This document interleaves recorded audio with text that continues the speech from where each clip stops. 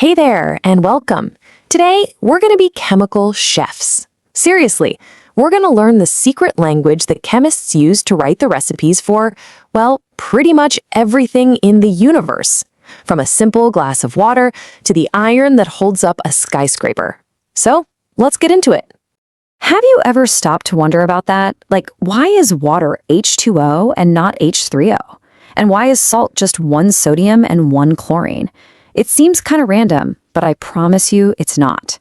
There's this beautiful underlying logic to it all, and over the next few minutes, we're going to pull back the curtain and see exactly how chemists figure this stuff out. So here's our roadmap. First, we'll crack the code for simple ionic compounds. Then we'll level up a bit and get into something called compound ions. After that, we'll tackle the absolutely essential skill of balancing chemical equations. And finally, we'll add the pro-level details using state symbols. Ready? Okay, first up, ionic formulas. And you know, the secret here, the one single rule that rules them all is balance. Not, work-life balance, but electrical charge. That's the key. And this is it. This is the big idea.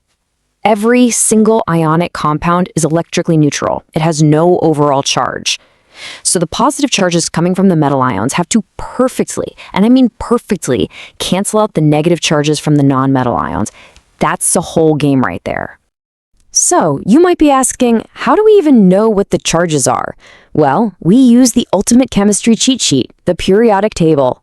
An element's position, its group, gives us a massive clue about the charge of the ion it's going to form. Let me show you how this works. Check out these rules. There's a really neat pattern here. For the metals over on the left in groups 1, 2, and 13, the positive charge is just the group number. Easy. For the non-metals on the right, a cool little trick is to take their group number and subtract it from 18 to find their negative charge. Pretty handy, right? Let's actually do one. Magnesium chloride. Okay, so we find magnesium on the table. It's in group 2. That means it forms a +2 ion. Chlorine is over in group 17, so it forms a -1 ion. So to get the charges to cancel out, that single +2 charge needs 2 of those -1 charges to balance it. So that's 1 magnesium ion for every 2 chloride ions. And that gives us our formula, MgCl2. Simple as that. All right, let's try a trickier one, aluminum oxide. Aluminum's in group 13, so it's Al3+. Oxygen's in group 16, so it's O2-. So how do you balance a +3 and a -2? Well, we need to find the lowest number they both multiply into, which is 6. To get a total charge of +6, we need 2 aluminum ions. And to get to -6, we're going to need 3 oxygen ions. See how the charges force the ratio? It has to be Al2O3. But what about all those elements in the middle of the periodic table? The transition metals. Yeah, they like to break the rules. Take iron, for example. It can form a +2 ion, which gives us this greenish iron 2 chloride. Or it can form a +3 ion, which makes this brownish iron 3 chloride. Now, for these metals, the charge is usually given to you right in the name with those Roman numerals, which is pretty helpful.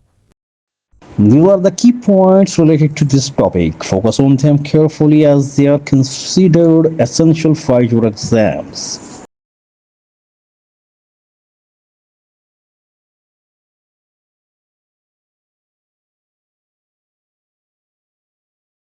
Okay, so let's build on that and move to our next section. Sometimes a whole group of atoms can kind of huddle together and act as a single unit with one overall charge.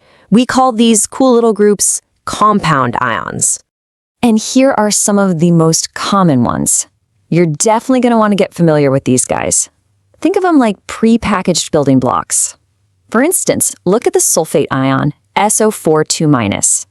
That's 1 sulfur atom and 4 oxygen atoms all stuck together, acting like a single particle that has a -2 charge. And just a quick tip on naming these things.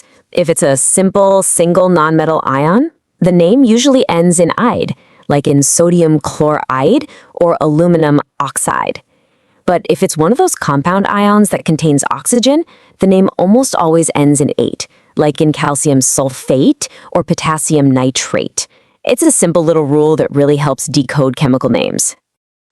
These are the key points related to this topic. Focus on them carefully as they are considered essential for your exams. All right, so we know how to write the formulas for our ingredients, the reactants, and for what we make, the products. So now it's time to write the full recipe, the chemical equation. And the most important rule of chemical cooking is this: you can't lose any of your ingredients along the way. This isn't just a rule in chemistry. It's a fundamental law of the universe, the law of conservation of atoms. You can't just create atoms out of nowhere, and they can't just vanish. Whatever you start with, you have to end with. And this means we have to make sure our equations are balanced, that there's the exact same number of each type of atom on both sides of the reaction arrow. Let's watch this in action with making water. We start with H2 plus O2, and that gives us H2O.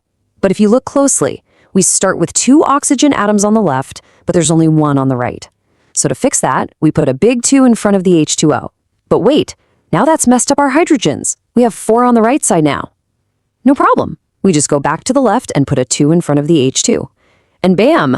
Everything matches. We've got 4 hydrogens and 2 oxygens on both sides. It's balanced. Okay, time for a boss battle. This is the reaction that happens inside a giant blast furnace to make iron. We've got iron oxide and carbon monoxide making pure iron and carbon dioxide. This is our starting point, the unbalanced equation.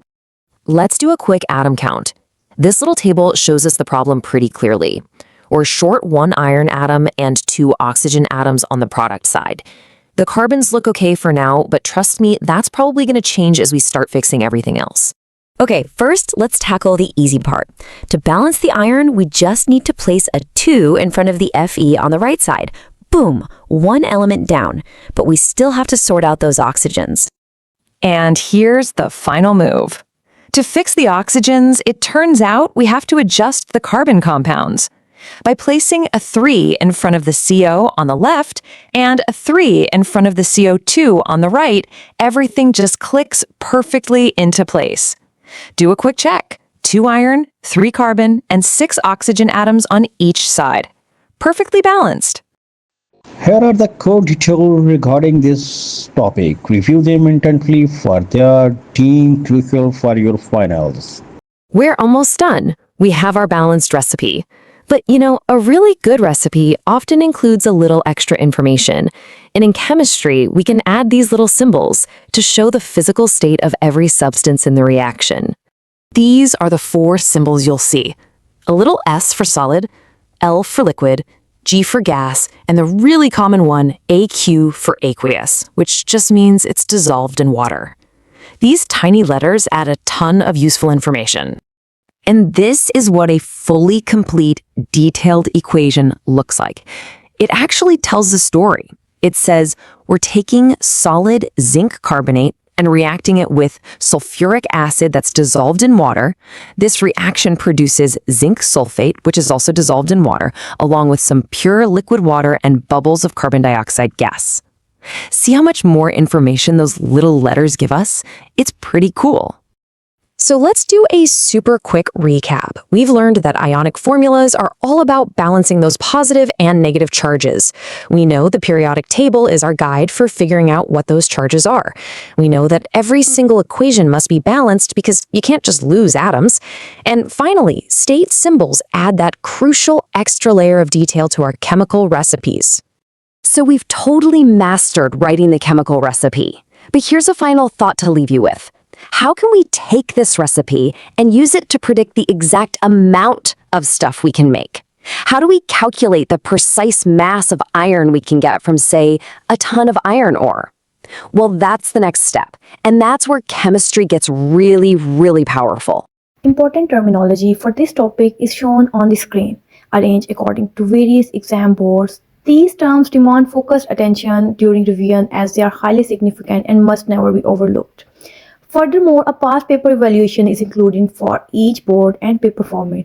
Give this paper attention too, since it will strongly enhance and refine your preparation. Additionally, aims to grasp the meaning and usage of every term instead of rote learning them individually. Consistent practice of these terms in past paper questions will greatly boost your precision and overall exam results. Please subscribe our channel to get more educational videos. Thank you.